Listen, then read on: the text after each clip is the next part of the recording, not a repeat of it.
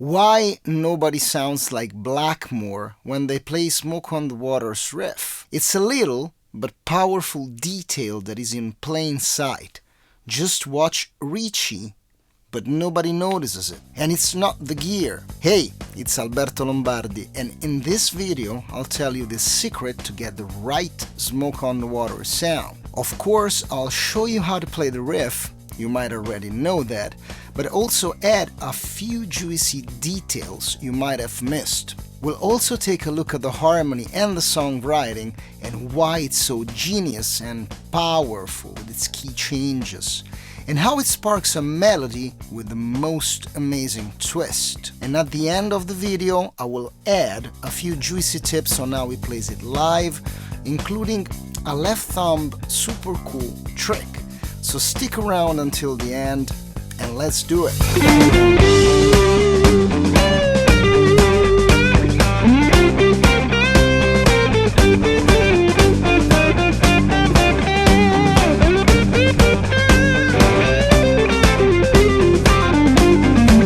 Let's start with the notes. I will play it with my fingers of the right hand for now, wink wink, and leave the picking for later, so we can just focus on the notes of the left hand. Let's divide it in 3 parts. You just play 2 notes at a time, and you play D and G, F and B flat, G and C. So you just play them together. I like to bar with my pinky, but you can play them with 2 fingers as well. Try to separate them a little bit, just not to play them continuously. Just separate them a little bit, that's adding a lot of power to the riff. The second part, you play exactly the same first 2 movements, and then you skip the C and you go 1 fret up to A flat, D flat, then you slide back. But as you did for the first part, you have to separate these 2 movements, like this.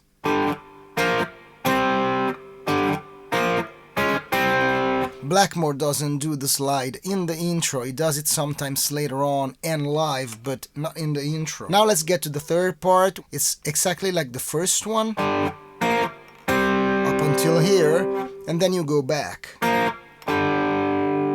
So I'll play it slow for you one time, just so we can have all the parts clear.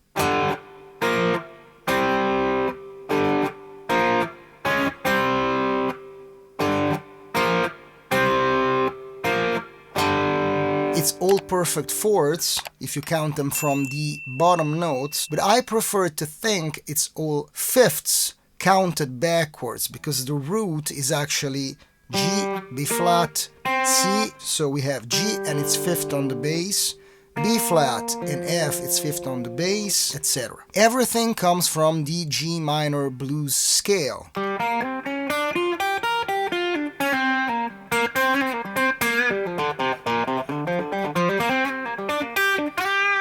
But A flat, that is not in the G minor blues scale. The only G minor scale that has that note is the G Phrygian scale, which is that Arabic sounding scale.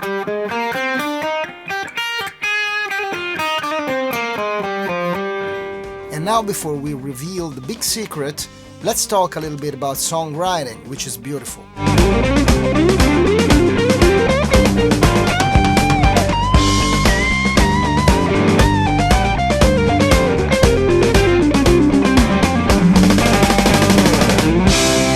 Of course, Blackmore's solo is such an important part of the song, but it really deserves a video of its own. That's why I'm not going to talk about it in this video. The song is in G minor, but has some harmonic and metric twists that make it very special. So we play the riff a few times and we go into the verse, which is really cool. Let me grab a pick, because it doesn't just go,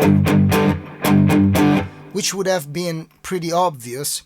He plays this, down, down, up, and then it changes to F, then back to G. But the places in the metric where it does it are not that obvious. We all came out to Montreux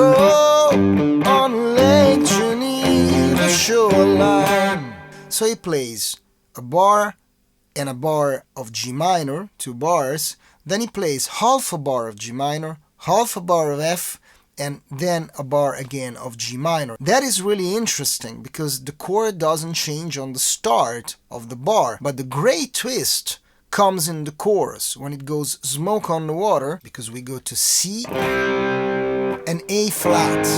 So it's like going from 2 to 5, and this G really starts to sound as a G Dorian chord. They're power chords. 1 5 1 1 5 1 in C and A flat, but he plays quarter notes. 1 2 3 4 1 2 3 4. So where does this A flat come from?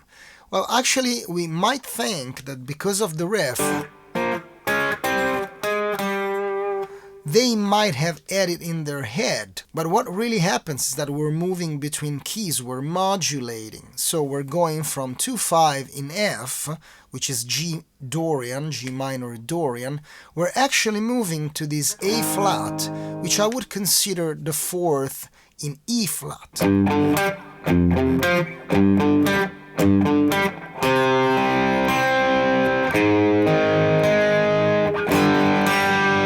If you don't understand these things, don't worry. I have a course on harmony and improvisation. There's a link in the description, but maybe I'll tell you a bit more about it later. What the melody does, it's incredible because it spells out the harmony. The first note is the 3rd of C major. The melody adds the 3rd and clarifies that that chord is a major chord. Smoke! Then when we move to A flat, water! These are the 5th and the 3rd, the major 3rd of A flat. So this tells us that the A flat is major. And this is brilliant, not just because of that, but because it really spells out the harmonic change. And now, drum roll, the big secret.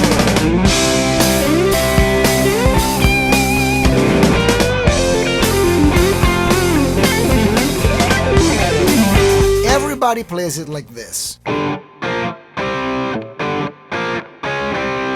Just watch the guy. Noticed anything? The picking, it's an upstroke.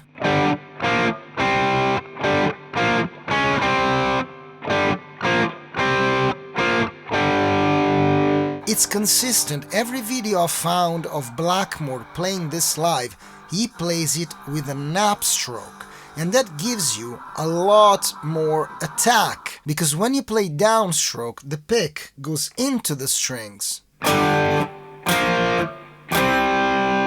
When you play an upstroke, the pick actually pulls away from the strings. It's like slapping them a little bit. And this gives you a lot more attack and power.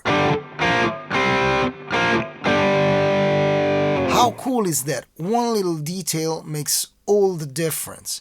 And I have a couple more tips on how he plays it live, but first let me tell you about the sponsor of this video. There's no sponsor.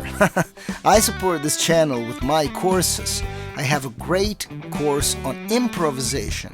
So if you're struggling to improvise freely, you might want to check it out. You will learn pentatonics, major scales and modes on the whole fretboard with only 10 scale boxes. 5 pentatonics and 5 major scales. Combining those, you get the modes. It's an improved caged system with the theory to understand keys and chord progressions. But it's fun. You will practice on over 40 backing tracks played by a full band in video. So you practice and it feels like we're jamming together. The link is in the description. And now back to the video. So let's check out a couple of ways he changes it live. The first one is a very cool left thumb trick. Instead of just playing, when the rhythm kicks in especially, he alternates between the notes of the riff and the low G with the thumb, keeping the picking as we discussed with the upstroke on the riff and a downstroke on the thumb. Check it out.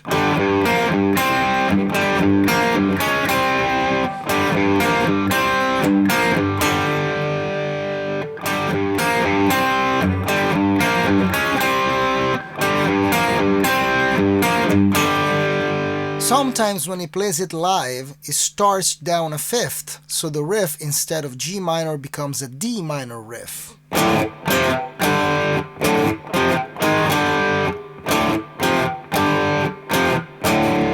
Then he gets back to G minor when the bass kicks in. Another thing, sometimes instead of playing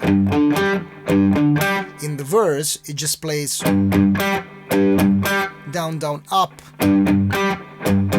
Sometimes he even plays it with finger by pinching with this too.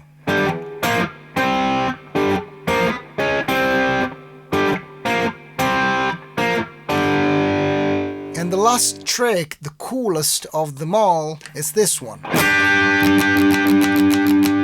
Just by moving the switch, you just sound like a wah-wah pedal. Hey, it's Alberto Lombardi. Thank you very much. Like and subscribe. Ciao.